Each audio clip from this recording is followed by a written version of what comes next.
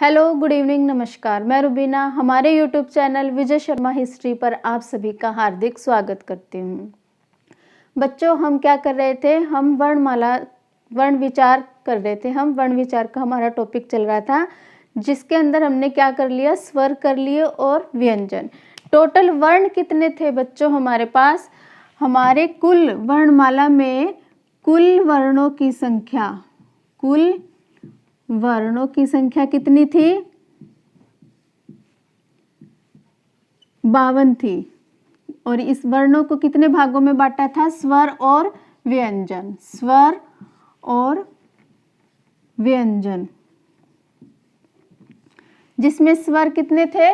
11 स्वर किए हमने और मूल व्यंजन 33 किए। 11 स्वर में कौन कौन से किए थे?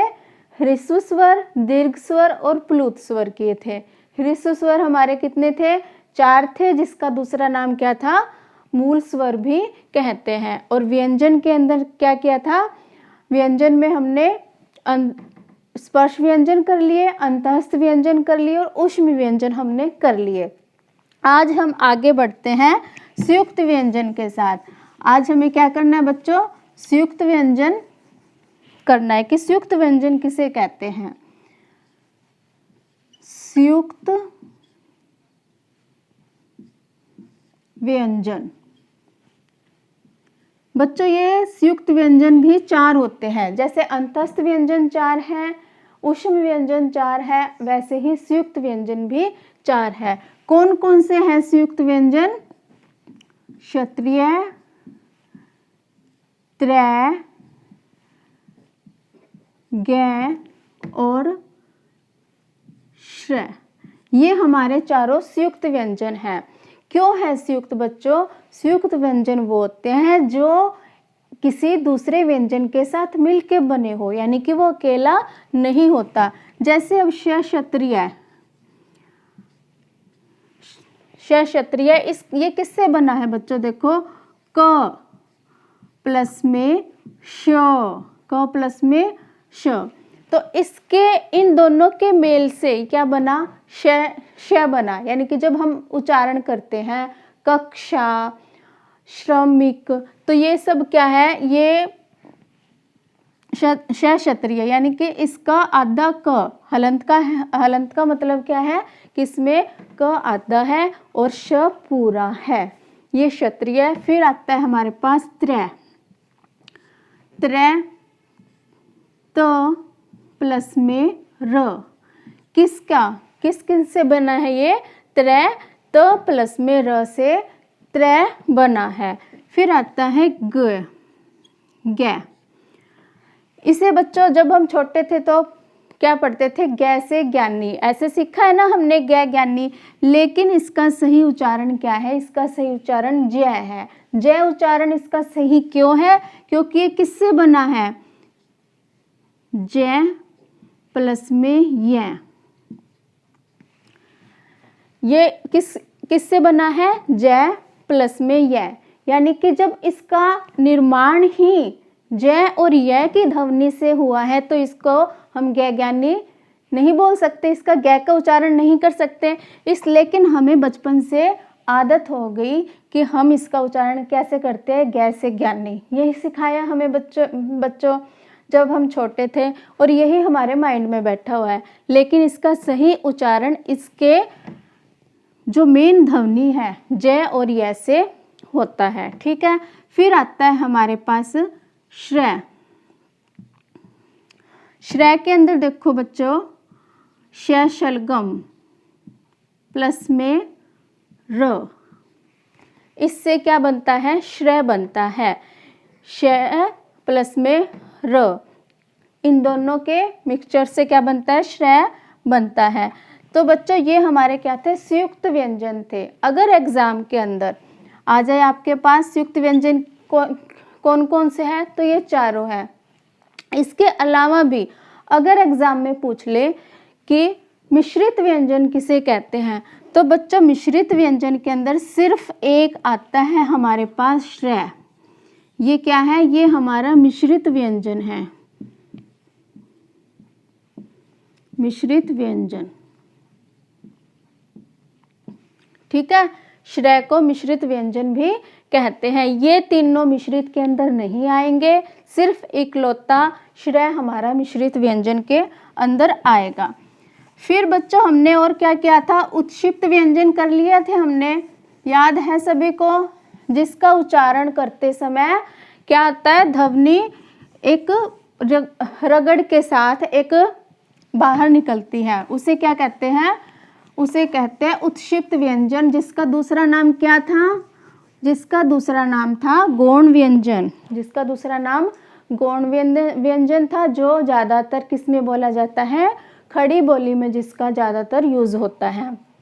तो बच्चों हमने 4 हमारे संयुक्त व्यंजन हो गए, और अब दो कौन से थे, ये वाले थे, गौण व्यंजन और उत्क्षिप्त व्यंजन भी कहते हैं इसको, ठीक है। नेक्स्ट आता है हमारे पास अयोगवाह। नेक्स्ट क्या आता है, अयोगवाह।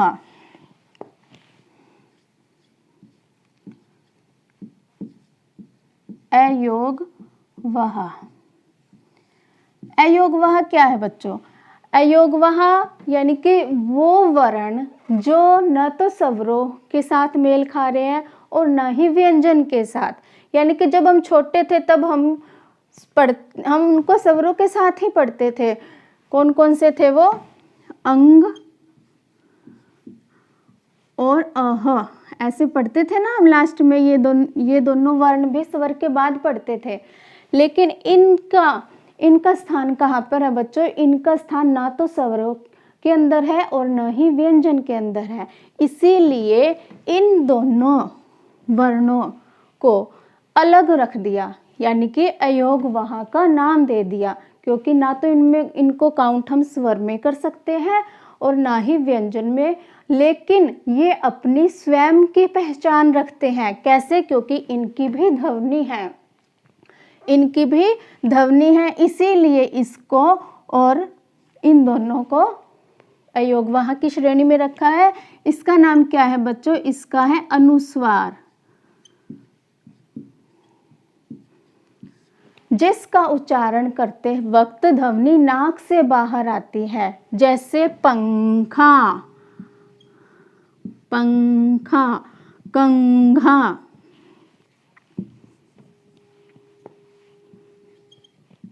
कंघा। यानी कि इनका उच्चारण करोगे तो आपको स्वयं को पता चलेगा कि वायु हमारी जो उच्चारण प्राण वायु है हमारी, वो नाक से बाहर आ रही है, इसीलिए ये अपनी स्वयं की एक पहचान रख रहा है, इसीलिए इसको अयोगवाह में रखा गया है। दूसरा आता है बच्चों विसर्ग। दूसरा क्या है, विसर्ग है, विसर्ग। अब इसका नाम क्या है, विसर्ग है, लेकिन इसकी ध्वनि क्या है, इसकी ध्वनि है ह, यानी कि जब हम विसर्ग, जब किसी भी शब्द के पीछे हम 2 विसर्ग लगाते हैं ना, 2 बिंदु, कोई भी शब्द लिखेंगे ऐसे लिख देते हैं, उसकी ध्वनि क्या है, इसकी ध्वनि है, ये इसकी ध्वनि है, ये क्या है, इसकी ध्वनि है। जैसे कि हम बोलते हैं प्रातः, प्रातः, तो लास्ट में मेरे आवाज, लास्ट में जो मेरा उच्चारण है वो किसका निकल रहा है, सुनाई दे रहा है, प्रातः, है का निकल रहा है ना, तो ये है का उच्चारण ही क्या है, विसर्ग है, ठीक है। ऐसे ही हमने अभी अंतस्थ व्यंजन किया था, तो अंतस्थ का उच्चारण कर रहे हैं तो बीच में है दिखता है बिल्कुल नहीं दिखता, क्यों, क्योंकि उसके बीच में विसर्ग लगी हुई है, और वो ही विसर्ग क्या है का उच्चारण है, ठीक है। करते हैं बच्चों हम अघोष और सघोष, जो कि हर बच्चे को क्या लगते हैं, सबसे ज़्यादा मुश्किल लगते हैं, उनको याद ही नहीं होते कि अघोष और सघोष होते क्या है। तो बच्चों अघोष और सघोष करने से पहले मैं वर्णमाला लिख देती हूँ यहाँ पे, व्यंजन क, ख, ग, घ, ड, च, छ, ज, झ, य, ट, ठ, ड, ढ न त थ द ध न प फ ब भ म। बच्चों ये हमारे क्या है, ये हमारे स्पर्श व्यंजन है। ठीक है, स्पर्श व्यंजन है क्योंकि इनका उच्चारण करते वक्त वायु क्या हमारे गले के अलग अलग हिस्सों को स्पर्श करती हुई बाहर निकलती हैं। अब हम करने जा रहे हैं अघोष और सघोष। इनको रटने की जरूरत नहीं है, अघोष और सघोष को किसी भी बच्चे को रटने की जरूरत नहीं है, ये बिल्कुल आसान और 1 मिनट में आपको आ जाएंगे। कैसे आ जाएंगे, अब देखो मैंने इनको नंबर दे दिए 1 2 3 4 5, पांचों लिखे हुए लाइन के अंदर, ये 5-5 के बने हुए हैं। ठीक है, अब देखो यहाँ पर अघोष और यहाँ पर लिख दिया मैंने सघोष।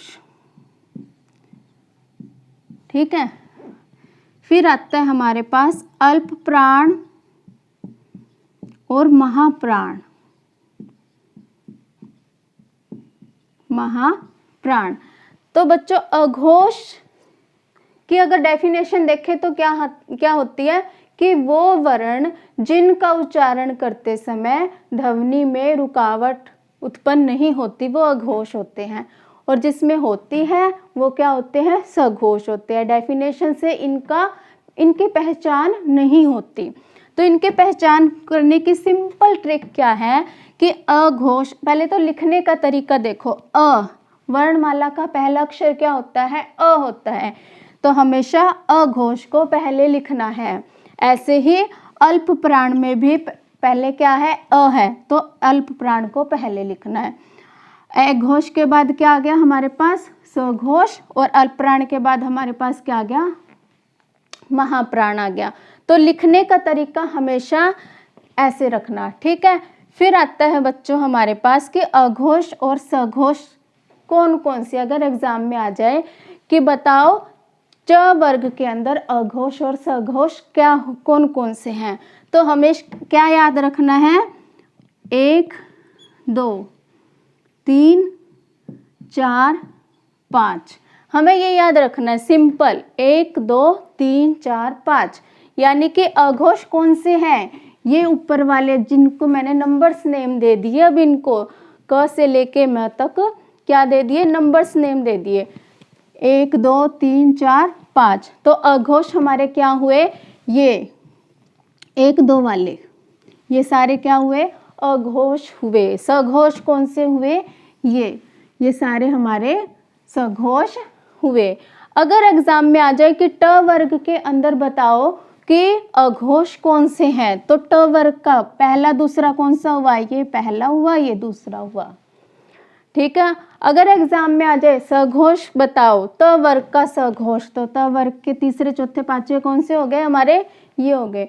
तो इनको बिल्कुल इजी तरीके से ऐसे याद करना है। हमें नंबर्स याद है सिर्फ ओनली 1 2 3 4 5, तो इन 5 नंबर्स को याद रखना।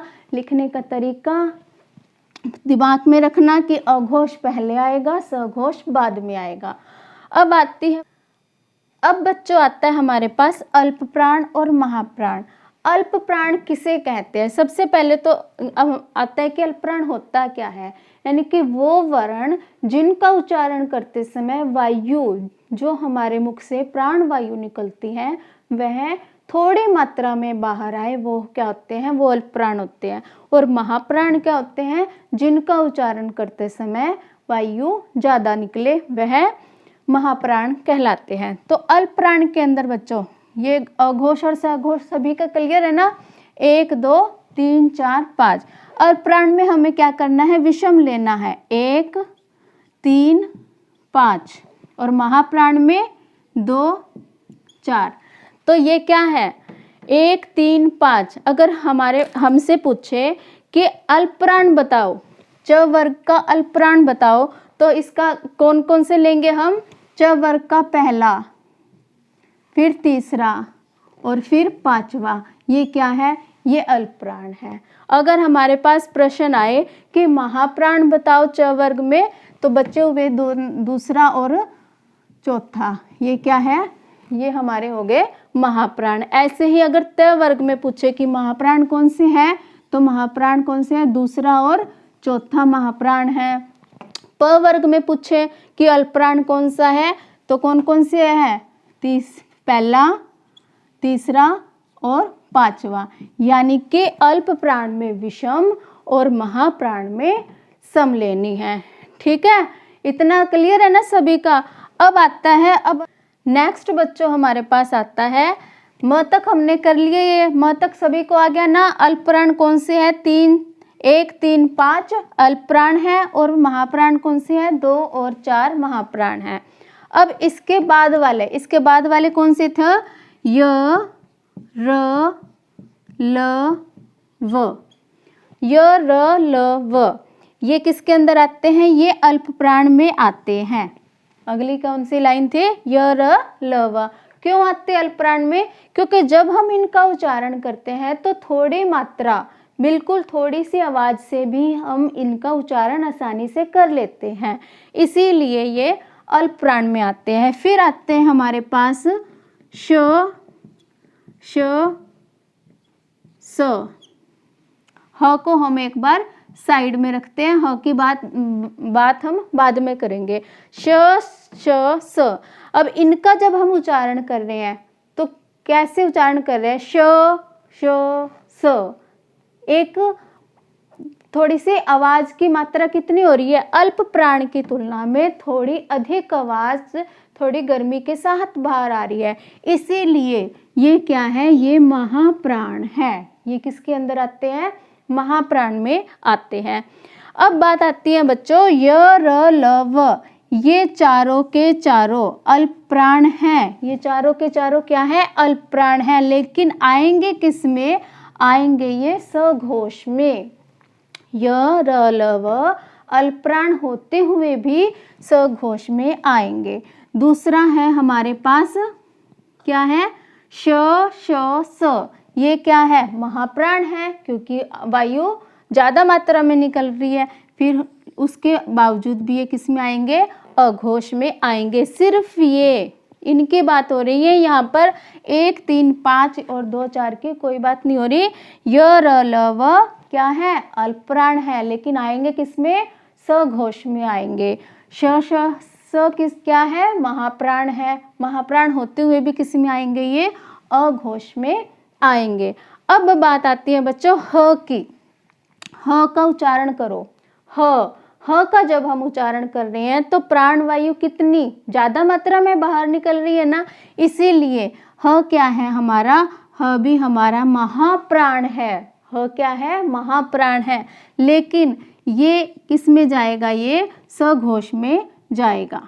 ह किस में जाएगा, सघोष में जाएगा। क्यों, क्योंकि सघोष की डेफिनेशन हमने क्या की थी, बुक में भी देख लेना चाहिए आप। सघोष वो वर्ण जिनका उच्चारण करते समय स्वतंत्र रूप से वायु बाहर आए, वही सघोष होते हैं ना। तो ह का जब हम उच्चारण कर रहे हैं तो एक तो प्राण वायु ज्यादा आ रही है, दूसरा रुकावट के बिना आ रही है, इसीलिए ह महाप्राण है और सघोष में आते हैं। दूसरा हमारे पास स्वर, हमने क्या किए थे, स्वर किए थे कितने, 11 किए थे। 11 के 11 स्वर भी किस में आते हैं, सघोष में ही आते हैं। ठीक है, इतना क्लियर हो गया सभी बच्चों का। अगर आपको ये नहीं समझ में आ रहा तो आप 1 बार 2 बार वीडियो देखोगे तो आपको अच्छे से समझ में आ जाएगा। और इससे आसान आप बुक में आप पढ़ोगे तो आपको कुछ नहीं पता चलेगा अघोष क्या है, सघोष क्या है, क्योंकि मैंने इसकी बिल्कुल आसान ये ट्रिक बनाई है। 1 2 3 4 5, सिर्फ हमें ये याद रखना है 1 2 3 4 5। उसके बाद अघोष को पहले, सघोष को बाद में, अल्प प्राण को पहले, महाप्राण को बाद में। अघोष में क्या आएगा, 1 2, सघोष में 3 4 5। इसमें तो कुछ नहीं है ना, अच्छे से समझ में आ गया। फिर आता है अल्प प्राण। अल्प प्राण में विषम कौन कौन सी संख्या, 1 3 5, और महाप्राण में सम आ जाएगी 2 4। ठीक है, लास्ट वाली हमारी कौन सी थी, यरलव, ये अल्पप्राण है लेकिन सघोष के अंदर जाएंगे, और स महाप्राण है और अघोष में आएंगे। ठीक है, सभी बच्चों को आ गया अच्छे से? अगर किसी को नहीं आया तो फिर कह रही हूँ कि आप एक बार और वीडियो देखना, आपको अच्छे से आ जाएगा। ठीक है, thank you, have a nice day.